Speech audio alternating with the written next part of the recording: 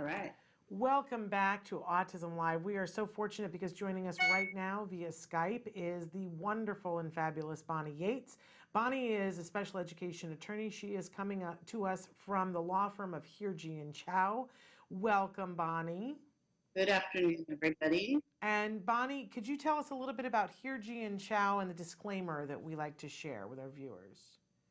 Hirji and Chow is a 6-attorney firm based in Culver City, California, and our focus is special education, regional center services, although less than that used to be, disability discrimination, and higher education. And our website is www.lawyer4, that's number4children.com, and our phone number is 310-391-0330. Spectacular. And then you have a little disclaimer, as I said, about the information that you provide here.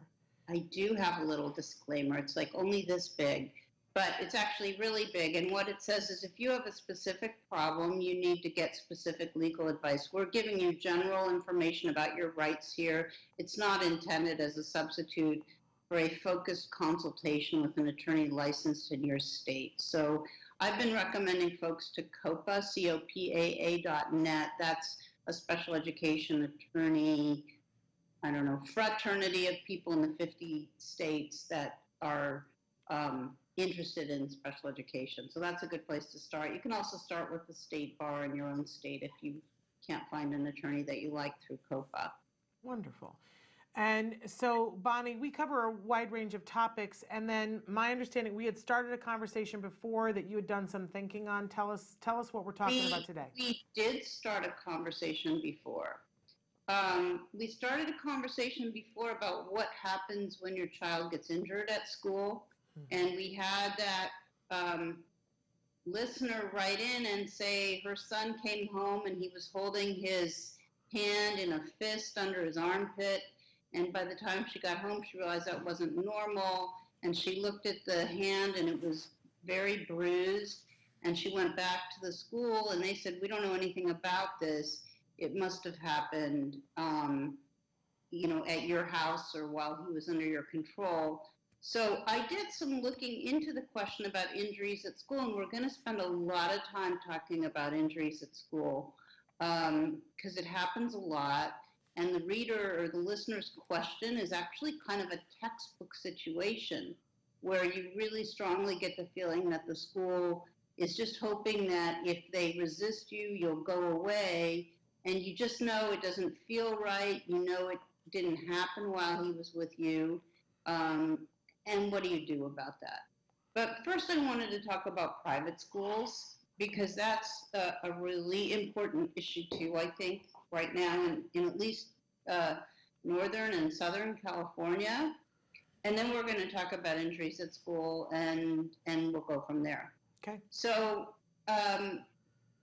there's definitely a trend in special education where parents are removing their children from public school and they're placing them in private school and they're suing for tuition reimbursement. And I sort of feel like my practice used to be, a large part of my practice used to be about getting ABA for students in public school. And that area of the practice shifted starting in 2012 because we had insurance stepping up and paying at least for the home ABA hours, and often for the 3 to 6 year group, they'd also pay for ABA at school. That's changing, and we probably should do another show about how insurance companies are putting ABA providers under a lot of pressure to recommend low hours and give suboptimal services, but we're not going to do that now, even though it's really important. What I'm going to say is that the trend is toward people putting their kids in private schools because the public schools just don't work for a lot of kids, some of whom have autism and some of whom have other disabilities as they get up into the higher grades. So California has a system where it has a certification process for what are called non-public schools and agencies. And if you go into the education code and you look at around education code section 56366 and the code sections that follow, you will see that there's a whole statutory scheme whereby different kinds of service providers and schools can get state minimum certification to provide services to public school students. And that looks like as follows. The state certification requires that you turn in something that says comply with the law in all kinds of important areas, including but not limited to workplace discrimination. You turn in essentially a program description, and you turn in a staff list. You make it clear that your staff has had a criminal record check and have been fingerprinted, and then you're on your way theoretically and you get a certification. Now, public schools used to actually get reimbursed for these non-public agency, non-public school services. That stopped certainly by the time I began practicing in the early 90s, but there was still this preference sort of out of habit for non-public schools and agencies as opposed to private schools for that reason. What happened though is that the non-public schools and agencies never really thrived because they were dependent on public education to provide them with enough money so that they could put together either a school or agency, with the agency providing things like speech therapy or audiology services or ABA, whatever it was. But particularly for the schools that had to have like a brick and mortar schoolhouse and had to have employees and had to have books and things like that, the rates that they paid the public schools paid were never enough so that they could really be excellent. And they drove a lot of people out of business. And in the early 2000s, the state of California added an additional hurdle for people to get over to become non-public schools or agencies, which is you had to get a sign-off from the head of the SELPA, the Special Education Local Plan Area, in your area if you wanted to go ahead with the certification. And as you can imagine, there wasn't a lot of enthusiasm for giving people the sign off. So the non-public schools particularly, and to a lesser extent the non-public agencies, have been dwindling because they don't get appropriate support from the public schools. The bureaucracy continues, the audits of people continue, and so a lot of people decided that they didn't need this anymore. They weren't going to bother with it, and they were going to become private schools or private agencies. Well, that has a lot of ramifications for our clients. I suppose the first one that comes to mind is if you're a private school or a private agency, the disciplinary protections of IDEA don't apply to you. So that's one thing. Another thing that's quite different is a hearing officer cannot order placement of a student into a program that is not certificated. And that has huge ramifications for parents, because if they pick a private school, they confront the potential of having to make a deal or litigate every year to get their private school tuition covered. And in spite of all of the difficulties this occasions, people are still flocking to the private schools because the public schools by middle school are too huge, chaotic, and disorganized to be able to deal with the disabilities of high-functioning children with autism or kids with specific learning disabilities that never got proper attention in elementary school, or kids with emotional problems who don't tend to do well on a big comprehensive campus. So that's kind of the backdrop, Shannon, if you want to ask some questions. And then I was going to talk about what a parent does if they want to get a private school placement or private services by extension reimbursed. Well, and I was going to say, I think that's the big question always, is that, Yep. you know, as parents, we want what's going to work for our child. We don't want to have ongoing stress. And a lot of times the financial issue, I do think that there is this, this idea that parents have that there is a school somewhere on the hill that has this all figured out. And that it must be really expensive, and if we could just afford it. I know I was sold that bill of goods for a while, and I don't even know that it's false. I finally found a school that everybody was saying to me, oh, this is the school. Ultimately, I don't think it was what was right for my child, and it was really expensive. But I remember saying, how do people get this reimbursed? Like, I don't even know how somebody would do this because it was so expensive. And they were telling me that people had been successful, but it was a private school, not an NPA school.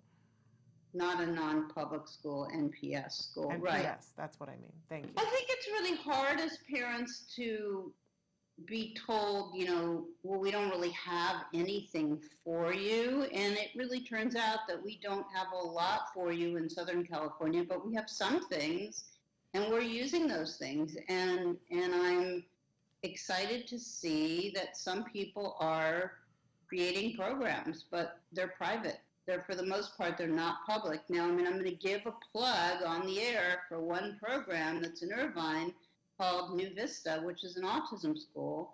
And they, I think, are an exceptional school, and they recently got certified, so they're actually a non-public school. I mention them because they're the exception that proves the rule. Almost all the other placements that my clients are in or are looking at are private.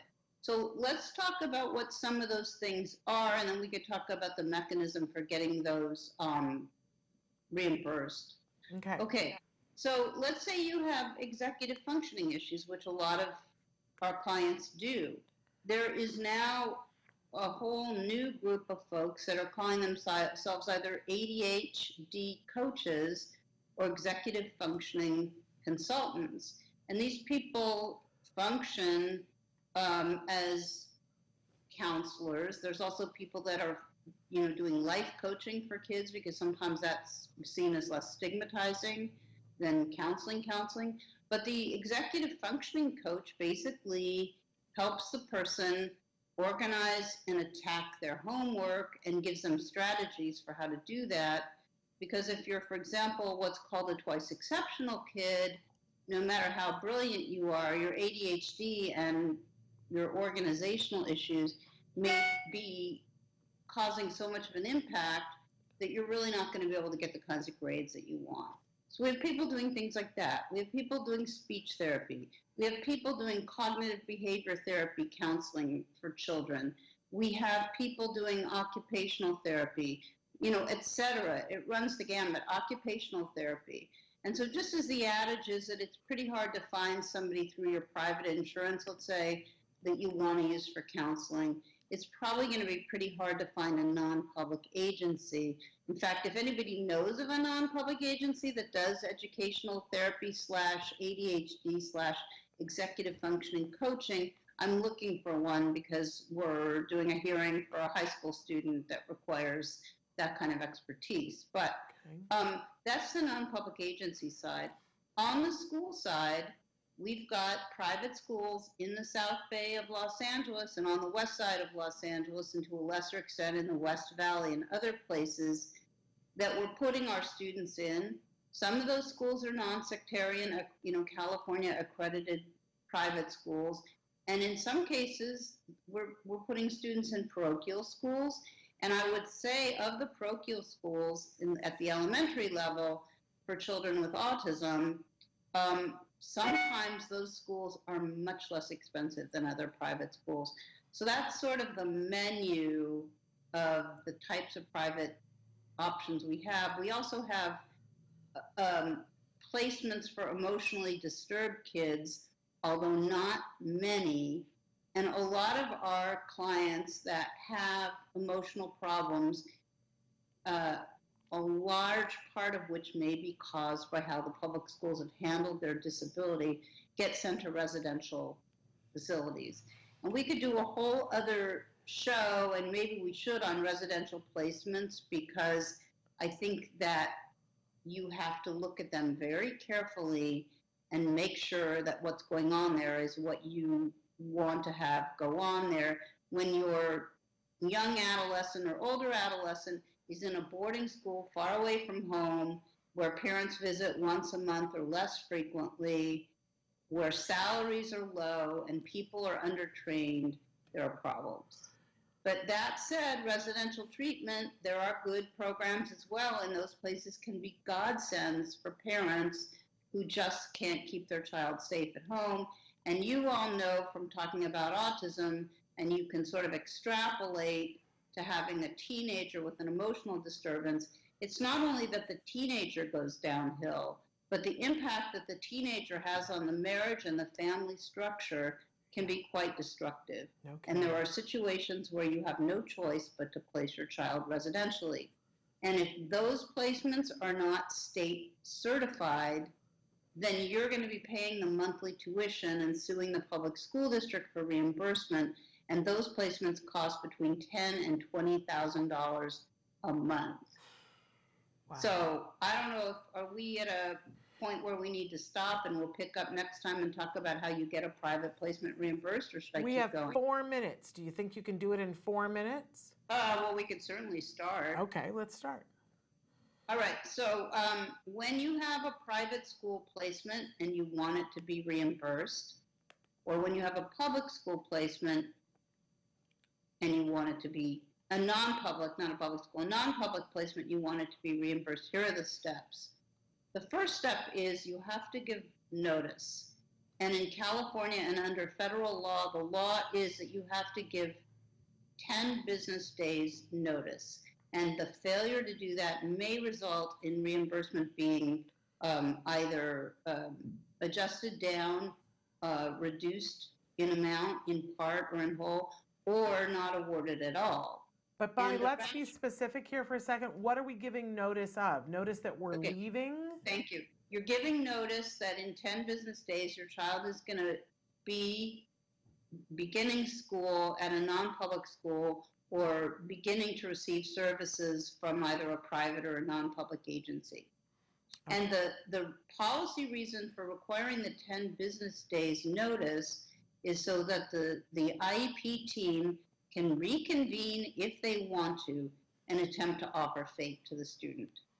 Okay. And so it's very important to comply with the notice provisions, and parents have a hard time with this because usually by the time they finally made the decision to do it, they feel like time is of the essence. And there's an exception to the exception, which says that if some kind of, significant harm would come to your child if you're forced to observe the notice period, that requirement may be waived. But that's going to be a case-by-case analysis, and it's going to be dependent on the stability of the student. And if the student is, let's say, very unstable and is, getting into trouble at home, that might justify immediately placing. But we always advise our clients to try to follow the notice statute if they can, because who wants to be litigating the issue of whether or not the notice you gave was reasonable? Yeah. No, so that's the notice provision, and it's written notice, and it's 10 business days. Okay. And I feel like a broken record, but yesterday I kept correcting this client. She kept saying 10 days notice. I kept saying 10 business days. It's like, right. 10 days is not going to cut it. It's 10 school days. Right. It's 10 school days to give the IEP team enough time to convene an IEP meeting if they want to. And they almost never do.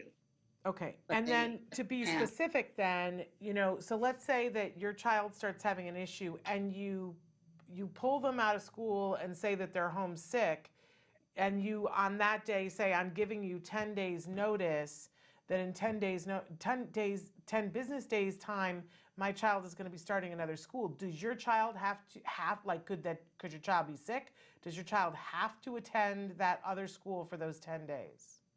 Maybe not, because if you are available for an IEP team meeting and you're keeping your child home because you don't think he or she is safe at school, you're not thwarting the district's ability to have the IEP meeting with you. Okay. They won't like it. They want to get the average daily attendance, right? Right. But I don't think that's as much of a problem as just the sudden removal of the child from school with no notice. Okay. Okay, All so right, I how think we you got that. set this up, that was my 4 minutes. Next That time we'll was. talk about how you So, set this up. so we're going to save that for next week. We're going to come back and follow that up next week. So if you want to know how you get that to pay, you got to tune in next week. Bonnie, tell them again quickly where they can find Hirji and Chow. Irjin Chow in Southern California. Our phone number is 310-391-0330, and we'd love to hear from you and give you an opportunity to have a complimentary consultation with us. The website is www.lawyer4children.com. Wonderful. Thank you very much for being with us, Bonnie. All right. See everybody soon. Okay, Thank bye-bye. you.